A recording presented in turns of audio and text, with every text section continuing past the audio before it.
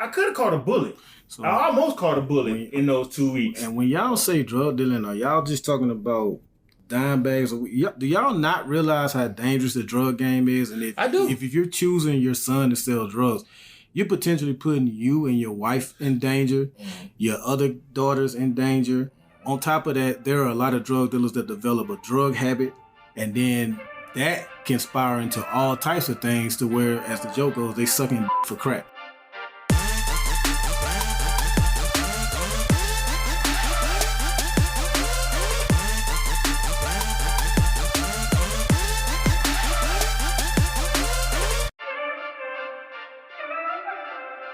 What up? It's Five Brothers No Sense. Yeah, you heard me right. Five Brothers No Sense. I'm Tavares Ferguson. I got my usual suspects with me, Buff and Rozzy. We have the pleasure of having two great guests / co-hosts. We have Sherman Cooley over here and Mike Bruce McCoy. AKA DJ Type Mike. That's it. Tell them what's on your mind. Where y'all at right now? Last I checked, I think we in Las Vegas for a little small event that's happening a little later tonight. But it's gonna be a nice little time. Yeah, little Spence Crawford, you know. Little fight night. We're only at the biggest fight of what they say the decade or last 20 years. He's flexing people. He literally has his arms up right now. Flexing for you. Now the flex has been like people inbox me, yo, where you watching the fight at tonight? T-Mobile Arena. That's the one. I don't even say I'm going. I'm watching that T-Mobile Arena. Yeah, and Buff keeps trying to put it on us like we it is. Strong armed him into coming. It didn't take a whole lot of convincing. That is true. But I was comfortable with not coming to this fight. And then Bruce and Cooley, them the main two culprits that forced me to come.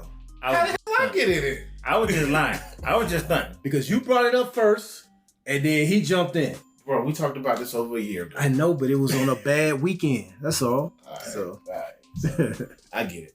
I'm just here so I don't get fined. Yeah. Because it's not that often that three brothers gets in a room together. I know y'all think that, we talk all the time.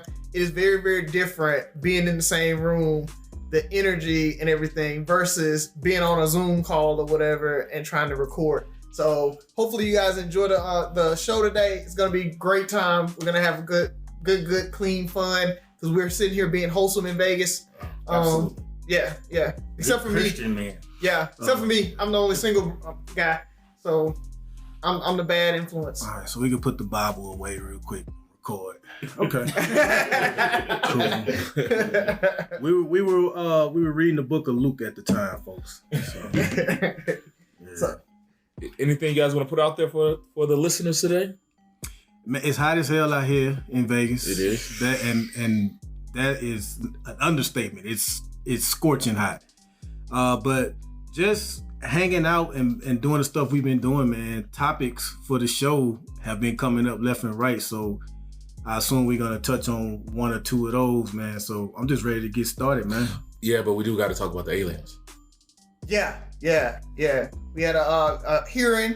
It was a public hearing on Capitol Hill talking about UFOs or UFPs or whatever they call them now. They changed it. UAPs. I don't even know what UAP stands for, but we're gonna call them UFOs.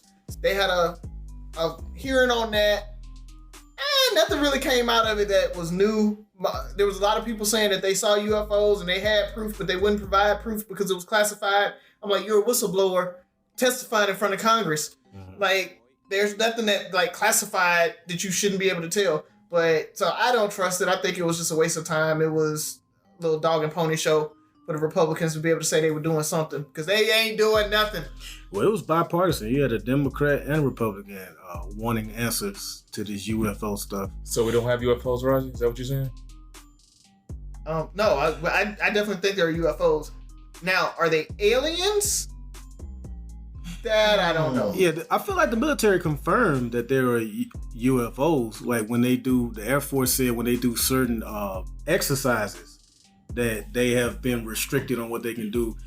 First off, technically, anything that you can identify that's up in the air is a UFO. Like, it can be a plane, but if you can't tell what it is, that's unidentified flying object. Well, that's what I think. That's what Rozzy meant when he said he believes in UFOs. Doesn't necessarily know if he believes in aliens. But I thought I read in an article referencing the hearing that one of the whistleblowers said that they had found non-human biological. Yeah, he did. Yeah, but that doesn't mean they're like aliens, right? Like they could be a rabbit in them. That could be like space. No, it could be like it's just biological. They put a dog in space, right? Yeah, we put dogs in space. We've had it could be there. I do think life exists out there, right? But I don't think it's as advanced as us, where they're coming down, flying saucers, that type of alien. What I think with that biological material, it could be germs or single cell organisms, space roaches. Yeah, like that was on like a meteor or something like that. I definitely don't think it was like little green men type shit. I believe in little green men. Do you? Yeah, it's something out there. I think I agree with her. Yeah, we're right. It's just that I feel like this universe is way too big and way too vast, and everything else that's out there I think it's kind of conceited to think we the only thing here. Oh, it's very conceited. Very much. Yeah, very much so. I agree. Rozzy is conceited now. Definitely. So and I mean, we all saw they cloned Tyrone, so it could be all kind of stuff happening right now. I haven't seen it yet. Don't spoil it. I hadn't seen it. Great movie. What? Yeah. Great movie. Y'all haven't seen it? Okay, so let me tell y'all about they cloned Tyrone. I'm not gonna spoil it. Spoiler free. But for the listeners out there, They Clone Tyrone is a great satire on people thinking about the drug dealers. And you heard all this stuff about the government is kind of setting you up to be drug dealers, keeping our communities poor, pouring resources into actually keeping them poor, researching them and that type of stuff. That's really what the movie's about. It's not necessarily about this sci-fi cloning stuff. So I think take it for that, and you're gonna really enjoy the movie. Yeah, it does. It definitely takes more of a social stance, I think. Okay. To kind of illuminate what Rozzy was just saying, as far as us essentially being, whether it's wittingly or unwittingly being, tools of the government to keep our people down. Yeah, and they do put crack in the chicken. Just saying. Gotta be so. Is it linked to slavery? Is it because of slavery? Because everything we blame, this too is because of slavery. I don't know. Yes. Yes. That's always Good answer. Good answer. You haven't figured it out yet. Yeah. I haven't put the pieces together. Yeah. I'm just gonna assume it's yes on that. So, only other thing I had, man, really is shout out to ESPN. I don't know if you know, but they have announced that they're gonna sponsor an HBCU Battle of the Bands, a national Battle of the Bands. Okay. So that's gonna be like super duper dope. I can't remember where, but it's gonna be a national championship in the beginning of, or like pregame of, one of the big bowls. So I don't know which bowl it is, I can't remember, but that's just kind of dope that they're putting that money into it so people can get to see a Battle of the Bands and somewhere for HBCU bands to go and be able to actually prove who's the best and be able to carry that title for a year. So that's kind of dope. Man, y'all said I was flexing earlier. You know who's flexing? Magic Johnson. This dude goes on a yacht for like the whole summer, and in that time he's helped by the Washington Commanders. Right. And like different groups of people just come on the yacht the whole time. Once again, Ferg, I want us to get a yacht. Not a sailboat. Sailboat. A yacht. Sailboat. And I was listening to last week's episode, Rozzy. I just wanted to give you an opportunity because you mentioned Carly Russell. I know you said at the time that it may be a hoax, but even if it is, you was glad she home. After finding out everything that's happened, are you mad, or do you feel like it's harmed Black women and that we won't believe them anymore? Like, what's your, because it's in your city too. So. Yeah. Just to follow back up on that, for the listeners who don't know, It has been confirmed that we did get Juicy Smoothade. So everybody knows. Yeah. I don't know. Some people might be sleeping on the rock. Some others might not know. So we did get Juicy Smoothade. Her lawyer did come out and say that it was a hoax, and she was just trying to go to Memphis to be with her boyfriend, Nashville to be with her side dude, because she got a boyfriend back here. So I'm hoping her boyfriend broke up with her in this. But to answer your question, they're not together anymore. They aren't together anymore. And she lost her job and everything. Yeah, she should. I do feel a certain type of way about the fraud and everything, but I really don't think she meant it to get this big.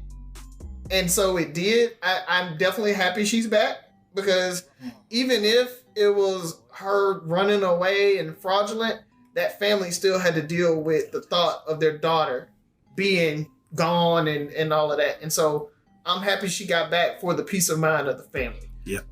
Y'all think she should do jail time?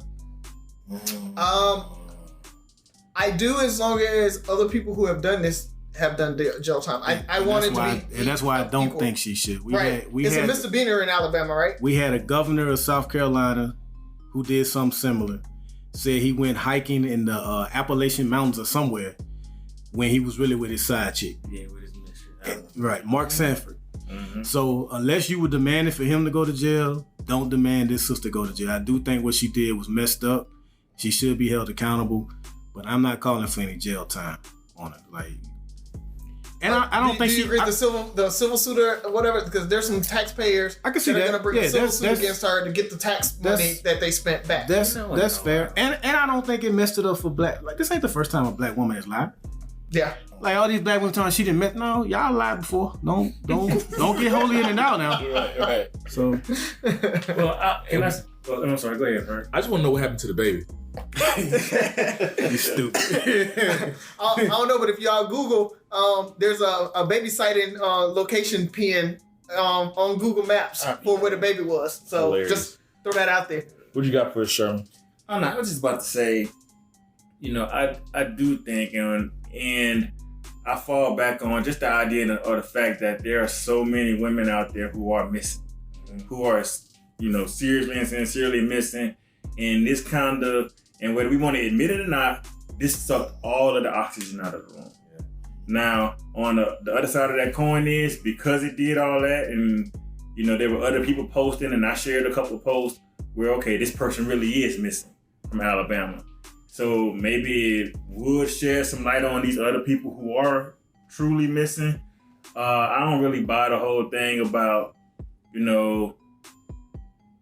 the peace of mind that it brings her family, even though that's true. And I have to admit, we have to admit that.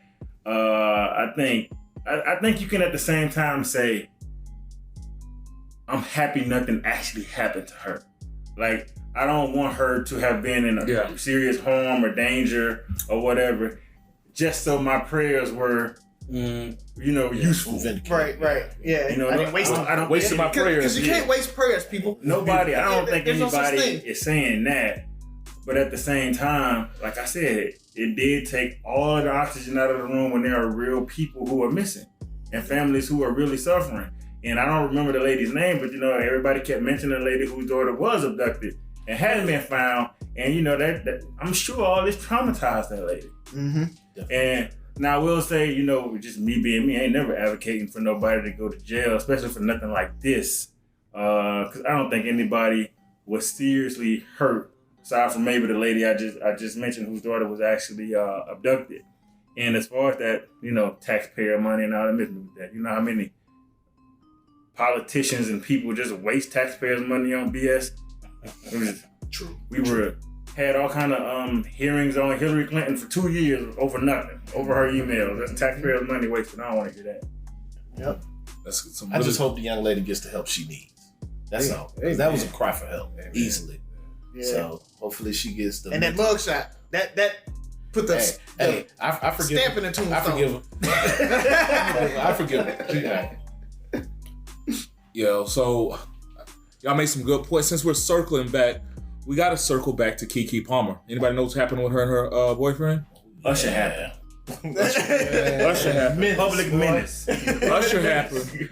But since the video went viral and all this stuff, the video went viral. He made his comments. Those posts went viral. They are no longer a couple. And guess how? Because she's so mature and women just handle these things much better than us. How she let the world know they broke up. Any guess?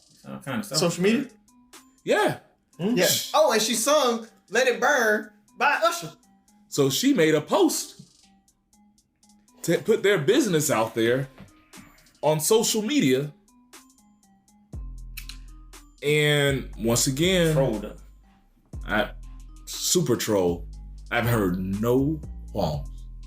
You're not going ahead. Why not, Byron? Why not go ahead and Because I don't want to do that. I don't want to do that. choose violence? I don't want to do that, man. It's just the hypocrisy. I'm sure it's on both sides, but sometimes with these public celebrity women and how, women that we know on social media react to it, it's a lot of hypocrisy. You mentioned full circle. I just saw a post saying how a stay-at-home mom deserves the same or even more credit as the man that's working and making all the money. But y'all weren't saying that about Kiki's boyfriend. And he actually makes money, but they still was calling him broke. And he need to just shut up and raise the kids while she go have fun on her birthday. So it's, I don't want to turn into a battle of the sexes, man. I just want equity, fairness across the board. So with that being said, let's go ahead and jump into Razi. Is Sophie here? No, I didn't. And I be in Vegas. Not be in Vegas. So, I don't know. Some families bring their kids. I mean, and we saw some in Old Vegas last night. Yeah. Man, we saw kids out there at 2:00 in the morning. Let's stop lying. We went out at 2:00 in the morning. We were dead by then. Like, baby, go home. All right. Dave, you did that. Dave Chappelle. Yeah. Kill him softly. So, but did y'all know I was dating somebody else? Did I tell you that? No, you did not. What? No, go ahead. Who are you dating, Who you Razi? dating, Razi? Tell us more. No, see, I don't want to show y'all. It's okay. It's okay. Because I tried to take her to the gym. She didn't show up, so I know it's not going to work out. Somebody pour me another drink. Did you hear me when I said it was coming? Yeah, that was a good one. I tell you this though, if you had to just mention that in the middle of the show, that I think because the execution was good, but we just kind of knew it was coming. Yeah. So, yeah. So, speaking of though, did y'all see that? Was it not Lil Yachty or Kodak Black jumped on the track with Tekashi 6ix9ine? Oh, you talking about Buff's favorite rapper? Yeah, which one? He talking about Tekashi? Yeah. So it's crazy, but it's hilarious. It's hilarious though because Tekashi paid Kodak Black $1 million to get on the track. The track only streamed enough to make like $750,000 or something, so he didn't even break even on the track. And then on top of that, Kodak Black dissed him in his own rhymes and was like, what did he say? I'm getting cheese. He's like, I'm so out, I'm getting cheese from a rat. Yeah. So it's on funny. His song? On the actual song. On his song, he said, it said, I'm so raw, I got a rat giving me cheese. That is pretty raw. No, Bruce calls him my favorite rapper because I said he eloquently rhymes, shot, shot, shot with pop, pop, pop. But that song does go hard though. Yeah. He had songs that were catchy. And that's all that matters, right? Yeah. At least nowadays it does. I saw a post, dude said, I tried to be a rapper when I was growing up, but I couldn't rap, so that ended my career. That ain't stopping these new rappers. I was like, that. First of all, let me get a name. Oh, man. My dad works in B2B marketing. He came by my school for career day and said he was a big ROAS man. Then he told everyone how much he loved calculating his return on ad spend. My friends still laugh at me to this day. Not everyone gets B2B, but with LinkedIn, you'll be able to reach people who do. Get a $100 credit on your next ad campaign. Go to linkedin.com/results to claim your credit. That's linkedin.com/results. Terms and conditions apply. LinkedIn, the place to be, to be. This episode is brought to you by State Farm. From your morning podcast to your afternoon playlist, State Farm knows you personalize your entire day. And that's why State Farm helps you personalize your insurance with the State Farm Personal Price Plan. It offers coverage options that help protect what you care about most at an affordable price just for you. Like a good neighbor, State Farm is there. Prices vary by state. Options selected by customer. Availability and eligibility may vary. So let's go ahead and jump into it. We kind of kicked this off yesterday, but Sherman, you shared a post with us that you read, and it got an interesting conversation. Razi, I don't think you were a part of it, but I wanted to bring it back up and share with our listeners and hopefully get your input on it. Okay, so I'm pulling the post up now. I'm assuming you want me to read the post? Yeah. Excuse me. So it says, am I tripping? Or does it seem like a lot of men are only physically attracted to women, but they're emotionally attracted to their boys, LOL. Think about it. Yeah, they have sex with women, but they confide in and seek emotional validation from their friends. And just to give credit, it was a post from Shawnee Easton. What say you, fellas? That's a piss poor take if I've ever heard it. Okay. Shawnee, I think it's you, baby. There are plenty of guys that will. It might not be her directly. It might be. Did she make the post or she shared the post? She made the post. Okay, continue, Razi. Yeah, My bad. Yeah, it might be you, boo. Because when it comes down to it, guys are gonna get emotional. They're gonna share their feelings with who they feel comfortable with, right? Whether it's male or female. I'm tired of this whole gender war, like Byron talked about, where it's like I've got to choose between my lady and my friends. Like, that's the problem is, in a relationship, you should be his friend. And so if you are making and creating a safe space for him to share with you and talk about his concerns and his dreams. Well, I think we talked about it a couple of episodes ago. We talked about, can men be vulnerable and everything and insecure. That's the problem, is that he can't feel that way with you. Guys are gonna have friendships, and they've had those friendships for years and years and years, probably before you came there. On top of that, guys don't put a whole lot of stipulations on our friendship. If I don't call Buff in a month and a half, 2 months, if I don't even have to text Buff happy birthday, we're still friends if I forget to text him happy birthday. Let me not text one of my female friends happy birthday. It's like, for some reason, I'm the worst guy in the world, and I never cared about you ever. And that's just my female friends, not to talk about my lady. So I think you're trying to push everything together and try to create this divide between men and women when it's not that. What it is it's friendship versus not friendship. And if he's using you for sex and he doesn't feel that safe space to be able to be your friend, then y'all have bigger issues in your relationship than just him not sharing with you. Well, Shawnee starts it off by saying, am I tripping? Yes. And Shawnee, I'm going to say, yes, you're tripping. I agree with pretty much everything Razi says, especially at the end when she says we seek emotional validation from our friends. It's not that we seek it. It's like Razi said, wherever we find that comfort. And I don't think it's like, yeah, you may share things with your boys, but I don't know if you're ever in a position where you're going to share everything with them. It may be some things you feel more comfortable sharing with Ferg, Sherman, Mike, or Razi. And then it may be some things I'm more comfortable sharing with Tabitha, or if I was involved with someone else, with her, like if you're in a relationship. It just depends on if your significant other gives you that comfort, and you determine, what you're comfortable confiding in and sharing with them. It has nothing to do with I'm only physically attracted to women and I'm emotionally attracted to my boys. It's so simplistic and incorrect, in my opinion. Well, I'll go this. You guys both hit on some great points. I'm going to take a little further, and let's talk about the beginning. So we're sitting here with 25 years plus friendships. Mm-hmm. We've known everybody in this room at least 25 plus years, right? Mm-hmm. So we have confided and built our friendships over the last 25 plus years. I'll use my wife, for example. I met Z in 2008.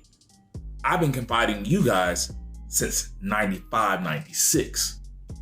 It's because every woman is not qualified. Like they haven't gotten to the point where we can confide in. It's the fact that like you the way she makes it seems like every relationship she's in, he's automatically supposed to confide. It took years of getting to know you guys, years of friendships to get to that, to where we can confide more now than we did 10, 15, 20 years ago. But if I started dating you in 2022 and we're dating for 6 months, we're not there yet. Mm-hmm. Like, it takes time. You're comparing things that might have 20 plus years of just growth to something that might, I don't know how long her last relationship was. I don't know how long, what stage or how comfortable they got to the point where 25 years of friendship has to mean something, right? 6 months of dating really doesn't have to mean anything. I've dated a lot of people for 6 months. And guess what I didn't do? I didn't confide in them because it wasn't there. And it wasn't a lack of them, we just weren't there in our relationship. The same way it took us time to get there in our friendship. And so her expectation for, I guess it seems like every man should automatically confide in her is, it's not even that she's tripping, she's misguided. Like those things aren't natural. And like you were saying, Buff, there's things I can confide in to you guys. There are things I can confide into with you guys, and there's things I can talk to Z about. But when Z wasn't there was that gap. We haven't always been able to confide in people, and we're still working on it. Mm-hmm. Men to this, like you said, we had these whole conversations. Can men be vulnerable? Can men be insecure and things like that?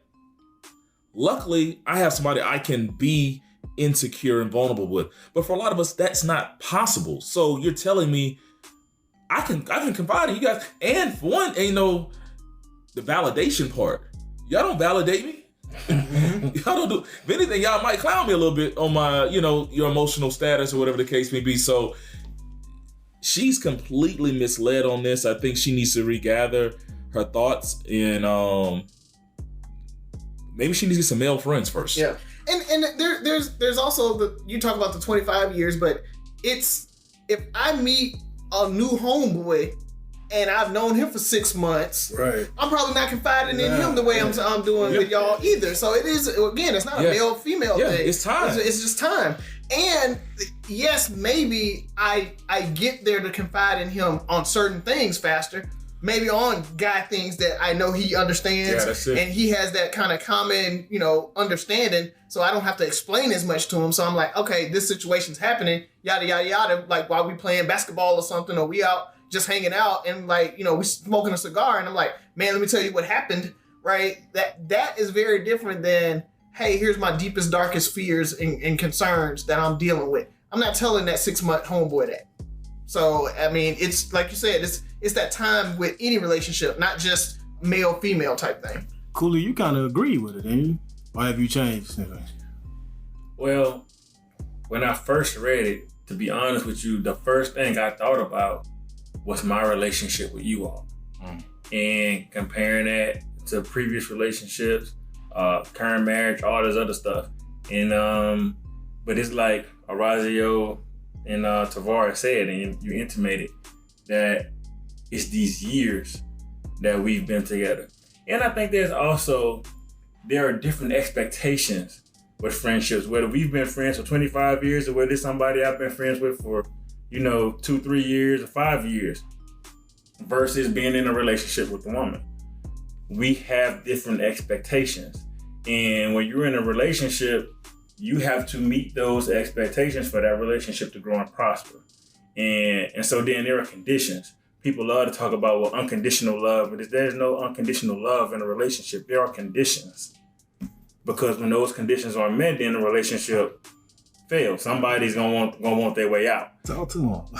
So, but and even in friendships, there's still some conditions, but they are less restrictive, less limiting, because you're going to expect less from your friends. Like Orazio was just saying, me missing your birthday, or you may even feel like, okay, I got this new friend over here, and I'm all about this new friend that I got. We're connecting on so many other different things, and I ain't reached out to you in 2-3 months. You might feel some type of way. But as my homeboy, you gonna hit me up and be like, yo, bro, what's going on? Or, you know, what's this? I feel like this, and, you know, we can talk it out. Or I might blow you off. The difference is, in that relationship, when I'm neglecting that woman or whatever else, or God forbid, another woman is getting my attention, you know, like the joke you mentioned yesterday, you know, she, you know, made my plate at the cookout or whatnot, right. All of this stuff. It's a problem. Yeah. And it can quickly, you know, dissolve that relationship. Whereas in my friendship with you all, and again, I'm not going to say it's unconditional, because that's, it's expectation. Every relationship has conditions. However, it's more forgiving. There's more grace. Like, I don't feel like there's anything in me that I could do that is gonna make Mike be like, I don't mess with Sherman no more. Yeah, because our relationship's more rooted. It's like, you think about a tree growing, right? It's like a sapling can get toppled over very easily because it just doesn't have deep enough roots. We got 25 years worth of roots here. We are those big oaks that ain't going nowhere no matter what happens. But even you can meet going back 15, 20 years when this was newer. I remember my family. I remember my aunt specifically telling me when we were in high school, and she just saw essentially how wrapped up in you all I was, which kind of points back to her post. And she was like, you know, friends come and go. Don't get all wrapped up in them and this, that, and the third. And a point of candor. In my first marriage, it came to a point, and you know, I got married very early, right out of high school. It came to a point where my ex-wife essentially said, you're gonna have to choose me or them. And at that point, you know, me and her had been seeing each other for 2 or 3 years. At that point, we had been us for about 8-9 years. And, well, no, it wasn't 8-9 years. It was probably 5-6 years. And to be honest, I choose you all. And when I was sitting in that cell for them 16 years, guess who was there? Mm-hmm. Yeah. What you got? I want to hear from you, Bruce. It's just interesting, the dynamics of it, because as Buff said, I'm really, really tired of the gender wars. It's overplayed. It's definitely played out. But when you have these bonds with how, you know, us as brothers, we've watched us grow from just the ragtaggest bunch at 15, 16 years old, just evolve into grown ass men with wives and families and you know, things that we have, and we've gone through and watched it, you know, go through the ups and downs of these relationships. You know, y'all have seen, I had a marriage that broke apart. I got married again.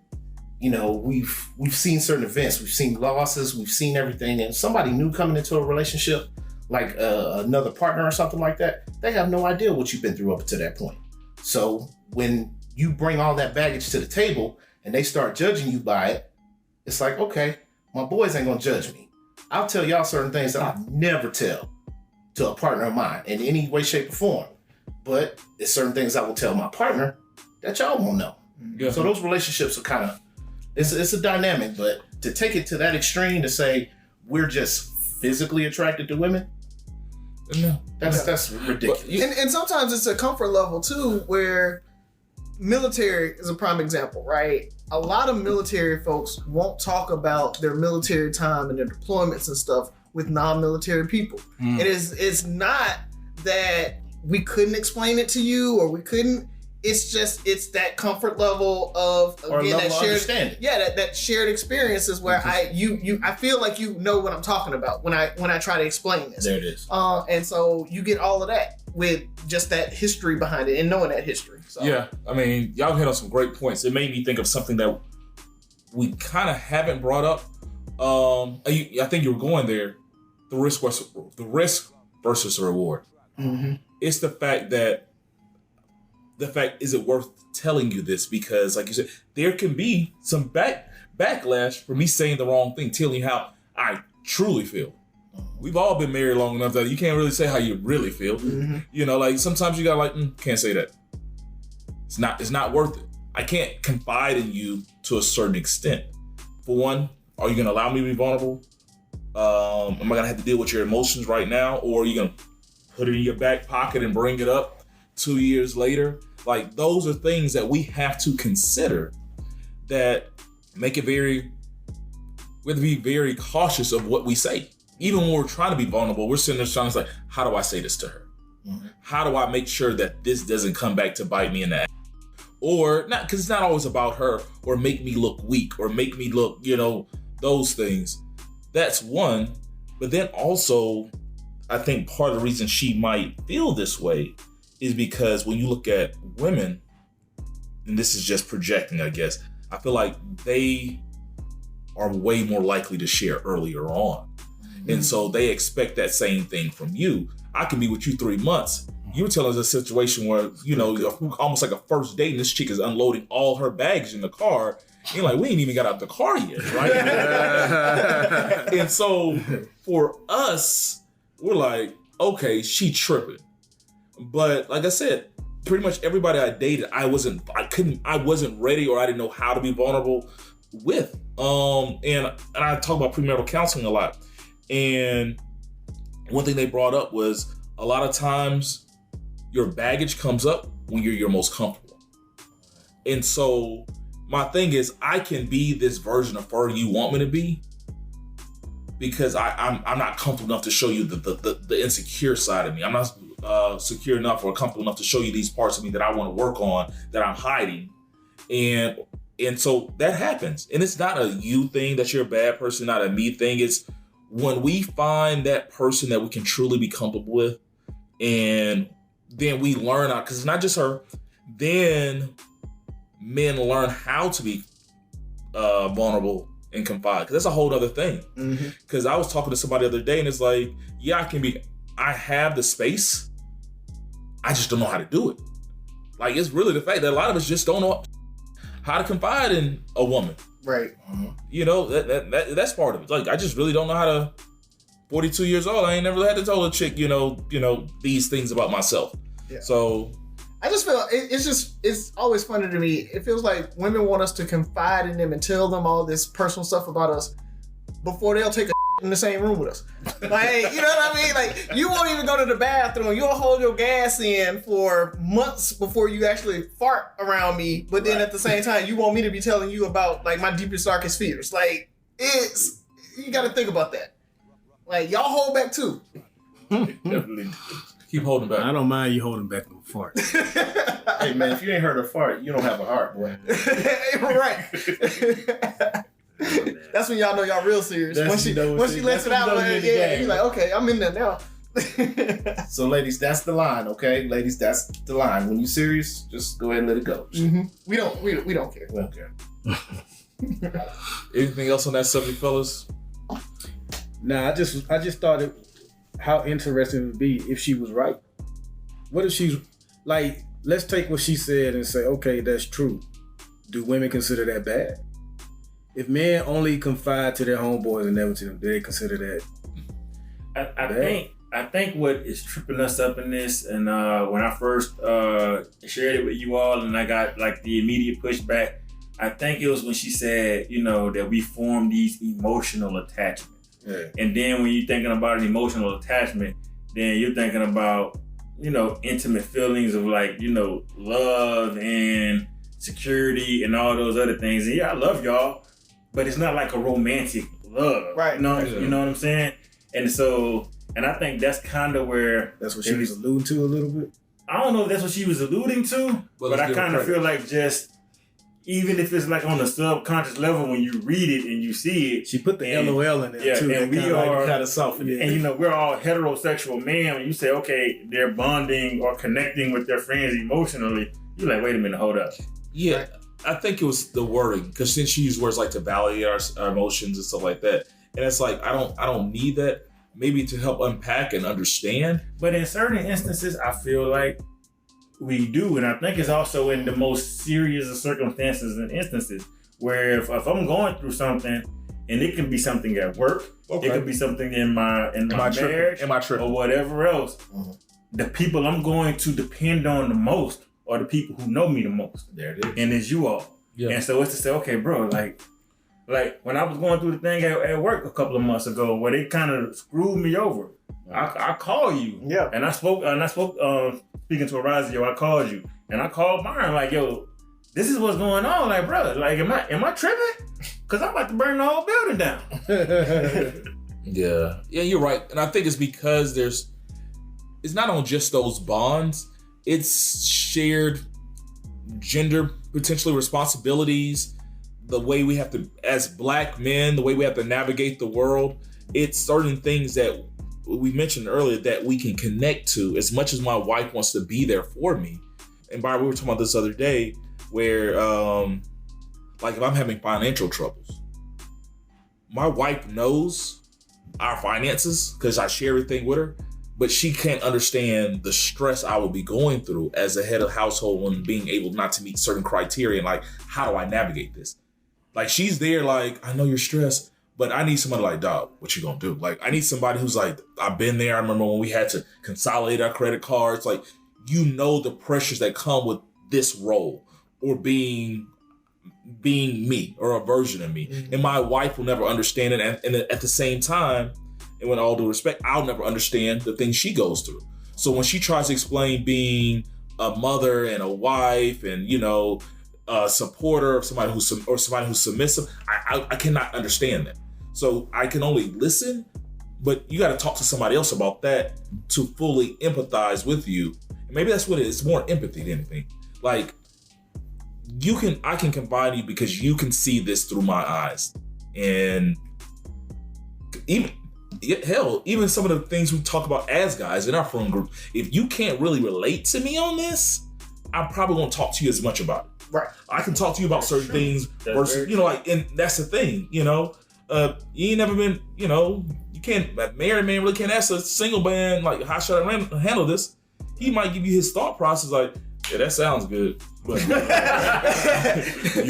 that work. And I said, you know, like, no, buddy, I never let nobody do, no, it sounds good. It's like those parents who like, I'll never make another meal for my kid. And I was like, once you get them kids, it's totally different. It all sounds good. So my last thought is, I think her post, I think it's easy to assume that she hasn't been in very many long-term serious relationships. Because I think when you're in a long-term serious relationship, you're going to confide to that person. Because it's usually about trust. And if you're with somebody for a long period of time, if you don't trust them, it's hard for me to fathom why you're with them. Or it's trust, or people, I think I can trust you, but if I don't know how, there's a lot of people who just don't know how to be vulnerable. Mm-hmm. There's a lot of men who are suffering. That's why we talk about mental health, vulnerability, all this stuff a lot. It's like, I can trust you, and you might even have a say, I just don't know how to start the conversation of like, baby, I'm stressed. Baby, I'm worried. Like, I don't know what I'm gonna do. And I've been at those moments where I'm like, I don't know what to do next. And I think that stress, it comes out. Even if you don't know how to bring it up, your significant other is gonna notice. Yeah, but you don't talk about it, and when you do, it's probably not in a healthy way. Yeah. Because you don't know how to do it. Like when you stress out and you're at what's in, depends on who's at the receiving end of that conversation. Mm. Especially if their expectations aren't, you know, you're not meeting those expectations, or they got unrealistic expectations. Like, you're trying to manage the bills and you're supposed to pay everything. There's no 50-50 and you're stressed out. Because me telling you I'm stressed about bills and you think a real man don't have a woman paying for bills, you know, and there's nothing wrong with it, whatever y'all do in your house, but you can't how do I have that conversation? Yeah. I think the operative word in all of that is seek, right? I don't think men seek that emotional from just their friends. They're seeking that emotional from any relationship. They want that emotional bond. But let's be honest, 80-90% of guys would think about our when we go into a relationship. Sexual is how we approached you. If you didn't catch my eye, if I didn't want to smash, I'm probably not trying to approach you to get to know you. So I can't get to that emotional piece. And then the emotion comes, that's the relationship side of it, where, I start to get emotionally attached to you. I want a relationship with you. Initially, I wanted to smash. Even then, you know, it's funny you said it, because I've never met a chick's like, man, I can't wait to get to know her better so I can confide in her. But we don't do that with guys. Either. Said no man ever. Right? That Deion Cole, like, bro, you see how many soulmates in the club? Like, no, like it just doesn't happen. You're right. There is a physical thing. Even if we get in a relationship, it takes a special connection for us to get to that vulnerability and that ability to confide in people. And we're gonna hopefully this conversation is moot 10 years from now as we stress more on mental health, especially male mental health, relationship between women and men. And ladies, ask your man, what can you do? Or does he need help? Because it might not be something you can do. Maybe he needs to get with a therapist or somebody to help him learn how to be emotionally available and emotionally vulnerable. So not saying it's a bad thing. It's just something that needs to be worked on. And maybe you can be the person that can guide him. All right. That was a good one. Where we at? We have 44 minutes right now, so we probably get one more in and then close it out. All righty. So we were talking last night, and I'm trying to figure out how to phrase this. So we've all been to a strip club before, right? Mm-hmm. Okay. One or two. One or two.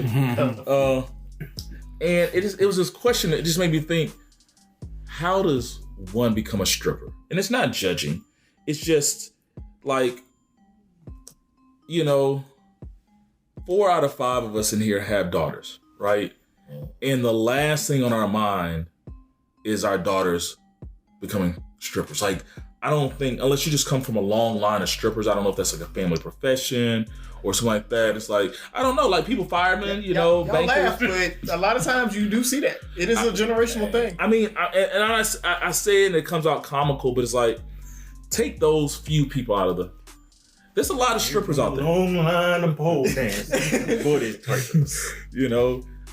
And it made me think about, I guess the closest thing we can compare it to is what, for men, is what? Dealing drugs, probably. Like, how does one become a stripper? What are your thoughts? And then we'll follow up then. Well, first off, I am judging a little bit. Okay. I believe in a little slut shaming. I believe in a little slut shaming. The name of the show, people. That's the name of the show. And we can try to get with this whole new movement, but there are a lot of strippers that have alcohol problems, drug problems, in order to cope with their profession. It's not a profession that most normal people will seek out. So yeah, I do judge a little bit. How they become, obviously there's no one answer to that. I know a lot of people lean on they wasn't loved properly when they were young or things like that.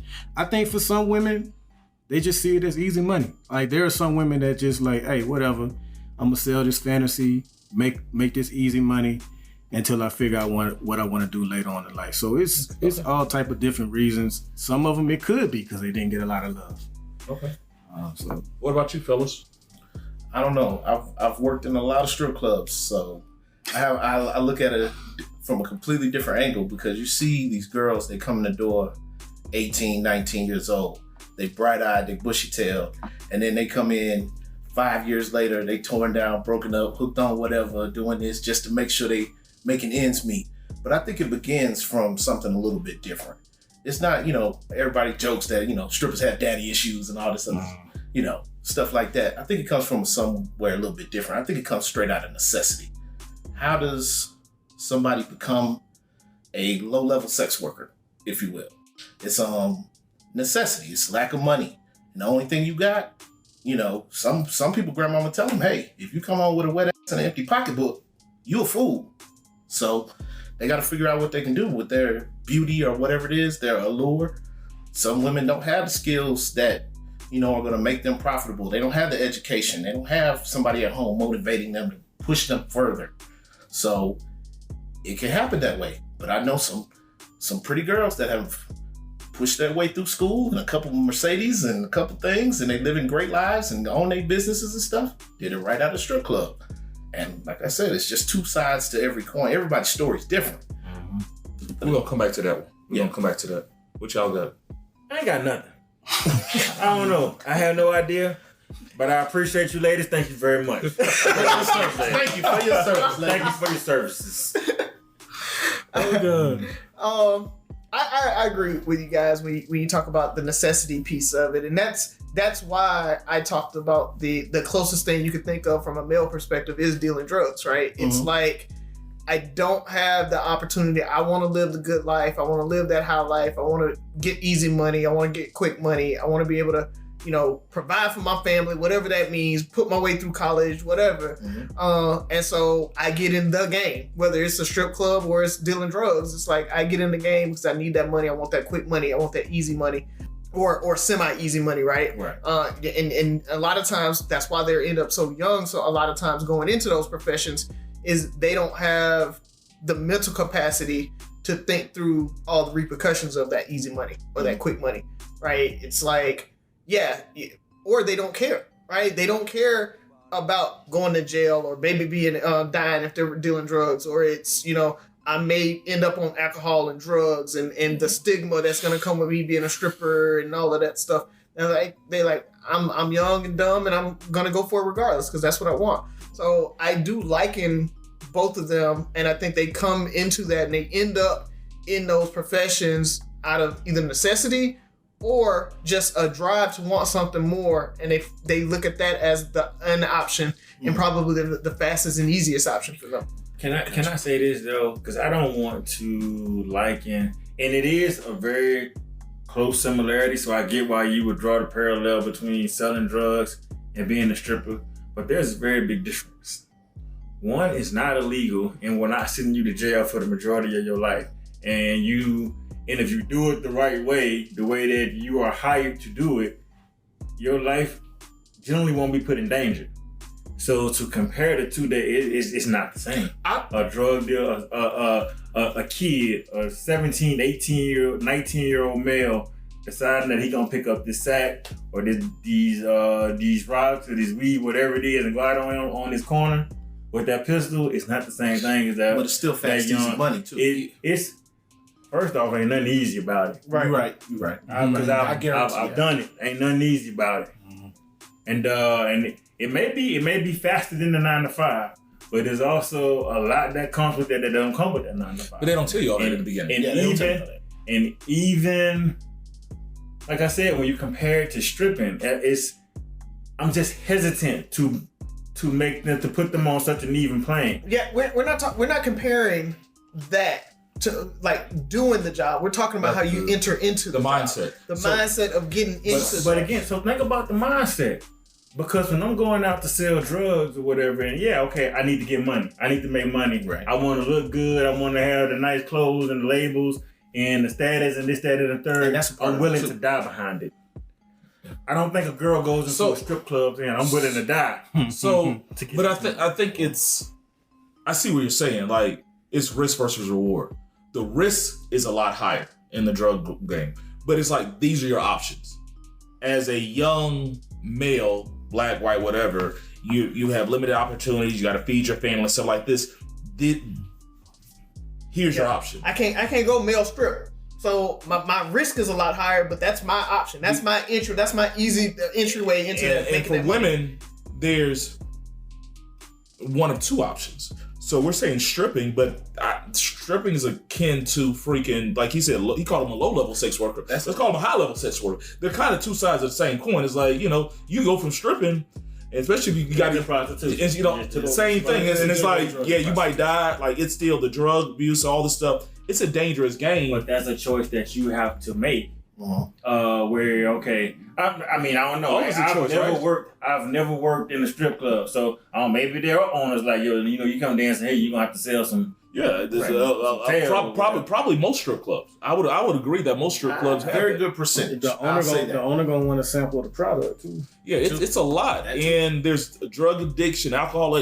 It's a very dangerous game. We see the glamour, and the reason I slightly judge it, and the reason it's probably legal is because males benefit from it. That's it. Because nigga, we all out stripping. Where are we gonna see titties at? I like titties. I mean that's how I think. I'm sorry. Go ahead. Because the people who benefit from strip, it's a male dominated society. Like, the men benefit from it. Men are paying the money. The men are probably owning the strip clubs, making the money. and they're sexualizing and getting over on women, which is a great business strategy. I mean, it's probably the best business strategy in the world. I can't think of one that beats it. I mean, I get it from the standpoint of saying, okay, why do young females decide that they're going to strip? And I get the parallel to say probably for the same reason that young men say, I'm going to decide, that they decide to go sell drugs. Mm-hmm. Because I want quick money and it's going to be relatively easy. Probably not easy. It's just that it's faster. It feels I'll put it like this. It's a low barrier to entry. It's not whether the job's easy or not, but all I got to do is just prove that I'm willing to stand on this corner, and I can go stand on the corner. But nobody. I can prove that I can shake my tail, and I can go shake my tail. It's that low barrier of entry for that quick. Because nobody's going to tell you all the details of going to the drug game, how hard it's going to really be. Because all you see is, I mean, you hear, but you see the end results, the risk versus the reward. Most of the time, the kid that's going to sell drugs knows what that leads to. He ain't green to this. But it's risk versus reward. Same thing with strippers. It's the imagery that comes along with it. It's I want the fast cars, I want the fast life, I want the nice clothes, I want extra money in my pocket. It's all better. It's better. The same way we say we don't understand how there's new crackheads is the same way like those strippers know. They've seen Players Club. They know what happens to strippers. Right. They know the risks that come along with that. Like they're not green to it either. Like most girls that go in, they understand that it's going to be those long hours, and they're going to get mistreated, and guys are going to sexualize them, and they're going to get groped and all that. Like they understand what they're stepping into. Like I said, my only hesitancy is just that one is legal, and you have to take that next step to where you really start to endanger your health and your life. Mm-hmm. The other one is illegal. As soon as you step out there, you're a target for the government, and you're gonna be a target for whatever other competition that's out there. If they made stripping illegal tomorrow, you think that shit would stop? Of course not. Exactly. But it's not illegal because nobody wants. You're giving me a hypothetical. Because nobody wants it to be illegal. It doesn't matter why it's not illegal. It's not illegal. It's like talking about alcohol that we're drinking now. There's plenty of people being that want illegal, being legal, and weed is illegal in a whole lot of places. Mm-hmm. When alcohol probably is much more detrimental to your health than marijuana. And when they stopped it, but the fact is, alcohol is still legal, so we can sit here and drink it. Mm-hmm. Stripping is still legal. Somebody got to make some money somewhere. So I think we all got our point across. My thought process is you definitely judge, and I agree with Rozzy to this. And I think it's the closest thing for females to. And to cut you off, I think we all judge. I just think we don't want to admit. No. Because my next question was, would you, if you had a child, stripper or drug dealer? Because even society, I think stripper. Okay. For a daughter. Stripper. So you would prefer? As opposed to being out there on the corner dealing drugs? Dodging bullets in the police and all that? Understood. Okay. I get it. That's a hard one. I don't think it's a hard one. I'll go. I'll say drug dealer. Oh. Wow. Well, let's get the answers and then I'll tell you why. Yeah, that's interesting. Oh, and the caveat. Yeah, this is real tough. This is real tough because I got a young daughter. All I know is like what Chris Rock said, my job as a dad is to keep her off the pole. So I'm gonna keep trying to do that. Clear heels. Yeah, man. The first, I go crazy. If I saw clear heels in my house. When I say stripper and I say it that fast, I don't have any kids. I'm the lone panelist here. Actually, I'm with no children. So I'm gonna go drug deal. I'm gonna go stripper. I'll get into my reason when we get to that part. Yeah, I got some good reasons. It's a hard one. I think I said that already. Which it shouldn't be that hard. I thought you said drug dealer. No. Oh, I didn't say either one. Tiebreaker. I'm the tiebreaker? Yep. I am? Yeah. Oh, crap. Stripper, drug dealer, Yep. For my daughter. Yeah. Mm-hmm. No, period. You got kids. I got kids in general. I mean, this is different. Because I wouldn't mind my son being a stripper. Keep it at daughter. Right? Your daughter being a stripper. Your daughter being a stripper or your son being a drug dealer? Oh, my daughter being a stripper in that case. Because of like what Cooley said. Like I'd much rather her at least having I guess what everybody's answer.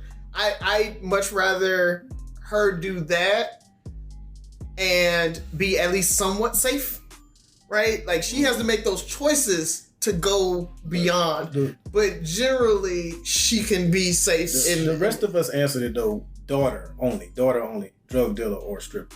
Which one? Daughter only. Yeah. I'm gonna say stripper. Okay. So the reason I say what I said is, we all have known drug dealers. Once they're reformed, they make it up. We don't judge them no damn more. Their life can go on like it's nothing ever happened. If they don't go to jail or anything like that, that's not on their record. That shit don't. If one of your kids go on a pole, Buff, you said, like, for the rest of her life, that stigma. Cardi B's probably one of the only like successful, like, one of the few that just kind of took her stripper persona and made herself a star. Jay-Z just talk about being a drug dealer and people love him for his entrepreneurial spirit. Like drug dealers, like, okay, he was young, he dumb, he was 18, he sold drugs when 18, 19, 20, got out, went to college, he made some other stuff, and that shit is erased. Okay, so let me ask you this. What percentage do you think, and I'm sure you don't know the answer of it, but just for the sake of the argument.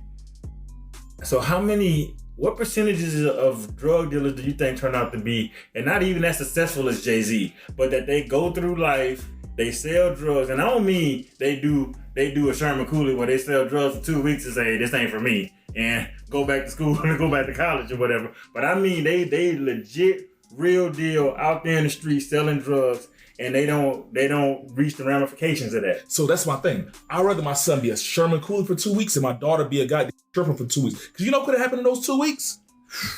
You know what could... You still talking about your son, though. We keeping it at daughter. Though. Yeah. And my daughter was stealing drugs? Is that what you're talking about? No, that was my question. My question was your daughter being a stripper or your son being a drug dealer. Okay. All right. Does that change anything for you? Your answer? That's what I meant. I'm sorry. I'd rather my son, because my thing is, I feel like the world is more accepting and you can bounce back. Because I don't think everybody. I think there's a lot of people that start. I've known a lot of people that started. A lot of people have started selling drugs, realize, like you said, this shit ain't for me.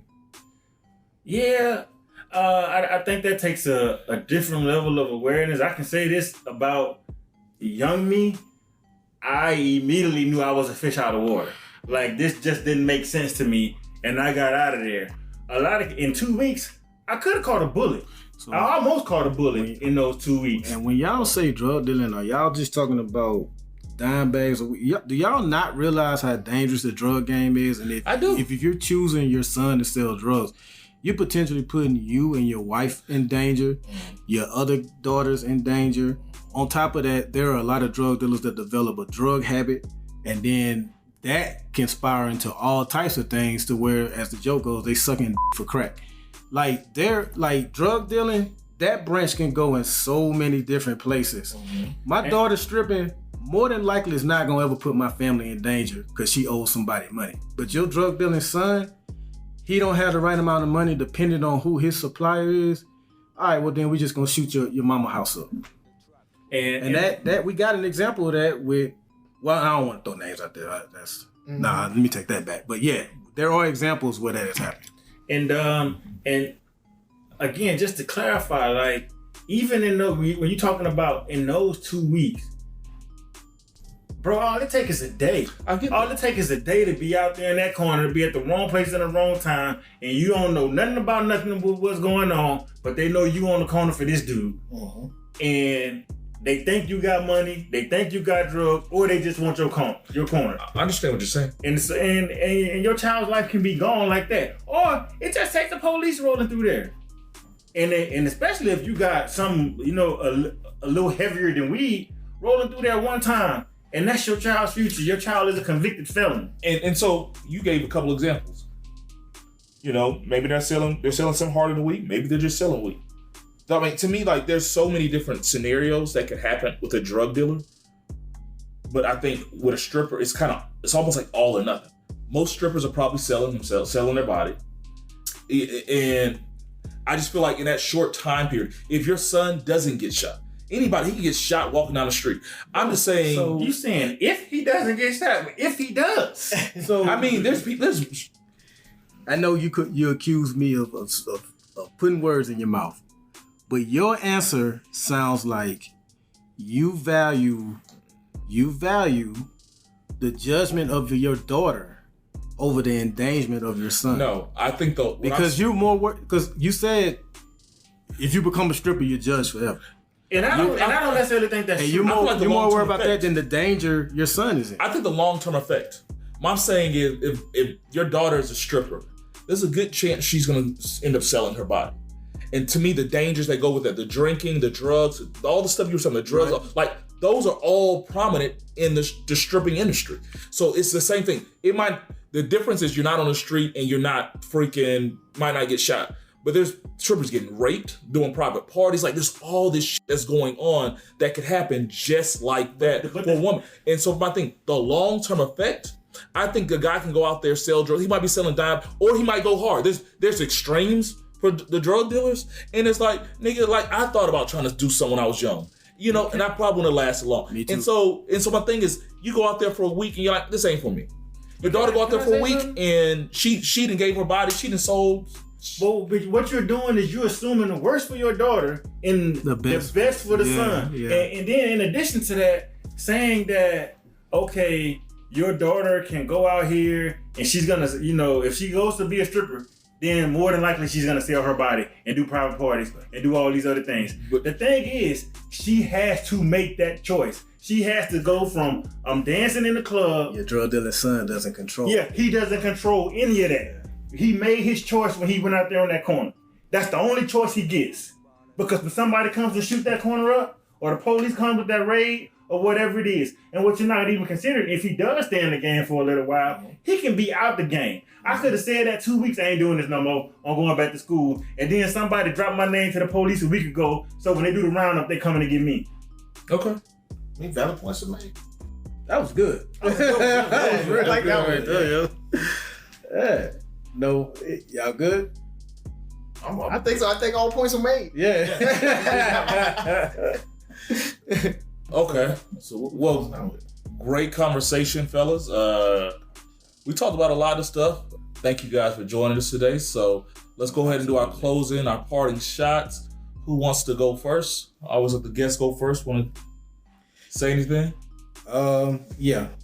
Go first. Oh, okay, well, thank you guys for having me on. It's been a while since I've been on. Our first guest. Always enjoy it. Can't wait to, be on again and do it more. Love spending time with you guys. Being here in Vegas with you. I work a whole lot. Don't get to get out in it, quote unquote, let my hair down much. So I really appreciate it. I treasure the time with y'all. Y'all my brothers, my family, and I'm just, I'm happy to be here. I'm honored and I'm blessed. Oh, fight prediction. Oh, Crawford. All right. Crawford by decision. I'll keep it simple. This is my first time actually on the show. No, you were second. You were in Atlanta. No, I wasn't on the Atlanta show. Okay. But yeah, this is my first time on the podcast. Oh yeah. So thankfully, fellas, I appreciate y'all letting me come on and speak my mind a little bit. It's great to have the camaraderie of just being in Vegas with my boys, spending a little bit too much money and having a little bit too much fun. Much money, Jesus. But yeah, we doing the damn thing. So yes, if you want to be jealous, please do. With that said, I'm gonna go ahead and call it now. I'm gonna say probably Spence by unanimous decision. That's my fight prediction. And shout out to my beautiful wife Alexis and my daughter Tootie. I'll be home Monday. So see y'all soon.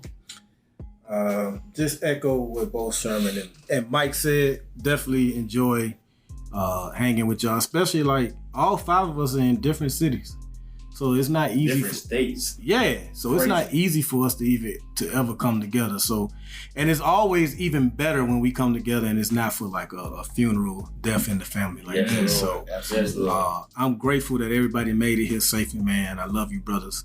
I just want to say real quick, just like a lot of people, I just started watching the show Suits, which apparently ended 4 years ago. But I ain't know nothing about it. And I've been watching it, man. It's a good show. It's on Netflix. Got your girl Gina Torres in that joint. A couple of characters from Game of Thrones are in there as well. So it's a very good show. Makes me wish I had thought about becoming a lawyer. But it's one of those shows that it's a good show that has probably the worst theme music for at the beginning of the show. And it's fairly predictable, but it's still good. Like, I usually know what's about to happen. In some kind of way, it's still good. And fight prediction, I'm going to hedge my bets. I'm hoping for Spence in the 10th, but more than likely, it's probably going to be Bud in the 8th or 9th. I need to put some money on this fight, y'all. Yeah. Yes. Echo what everybody said. Thanks, you two brothers, for joining us. I appreciate everybody coming out to this, because just like you said, Buff, we don't come together enough when it's not a bad situation. So I will ask our listeners to do the same. Take that time to be with family, be with friends, go do things with them when it's not a funeral. When it's not a family reunion, go and just visit the family. Like, figure out a time that y'all want to be together and do it. Life's too short, life's too frail, life passes by way too fast for you to have your nose to the grindstone and work yourself to death. So take that time, take those pauses, enjoy it. My prediction, it's kind of an oxymoron. I'm rooting for Spence, but I think Bud by split decision is what I'm calling.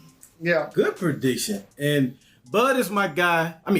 Spence is my guy. The reason why I think Bud will win, for those of you that don't know, Errol Spence was in a car accident that he should have been killed. Like, his Ferrari flipped about 8 times. Yeah.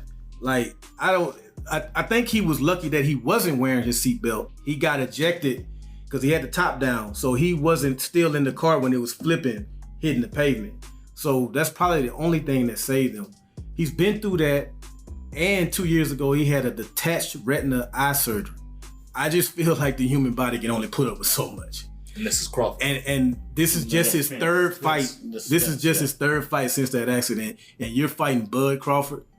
Like, that's a tall order to ask to beat him. So, but I hope it's a classic fight. I hope we're a part of history. A fight that people are talking about 20 years from now. Love it. Yeah, it's like being at Usher when Kiki. It is. Well, I'm the least knowledgeable about boxing here. So thank you, Byron, for adding a little more color commentary for me. Yeah. So now I'm going with Bud. And I'm praying for Spence's eye. And I was going for Crawford anyway because I always go for the darker brother. Earl from Texas, if that helps. Okay. Dark skin. But thank you guys for joining the show. Thank you guys for inviting me out because you guys talk about boxing all the time in the show, me and in our group, and I never respond because I have no idea what's going on. But thank you for including me. Three Brothers No Sense, your favorite barbershop style podcast. But a couple of things I want to get off really fast is happy birthday, Mom. Today is your birthday. Today we're recording July 29th. I wish I could be there with you, but of course, as everybody knows, I'm in Vegas, but I love you. Couldn't ask for a better mother. Secondly, thank you for all the supporters and people who helped us. We just got back from our Houston Lamplighter HBCU tour and Youth Leadership Conference in Birmingham. Had a great time. For anybody who's out there and they are looking for a program to put their young sons in, please look in your area, see if there's an Omega Lamplighter chapter near you. It's a great organization. They're doing things to change and impact these boys' lives like you wouldn't imagine. Thank you for all our supporters that helped us get there. The trip is expensive. Thank you for all the parents that allowed us to take your sons and impact them and guide them. Anything else, fellas? Man, let's get to this fight, man. Let's get to this fight. All right, with that being said, once again, shout out to our listeners at, wants to say, y'all say it. Contentville. Yeah. Inspire You on Air. This is our last week on Inspire You on Air. Next time you hear from us, we'll be on Contentville. So make sure you check us out over there. At 8. We moving on up. We're going to be at 8 p.m. Central Time. Yep. Once again, this is 3 Brothers No Sense, but for this week, 5 Brothers No Sense, your favorite barbershop style podcast. From the 6 Rules of Podcast, listen, like, share, subscribe, comment, and most importantly, listen again.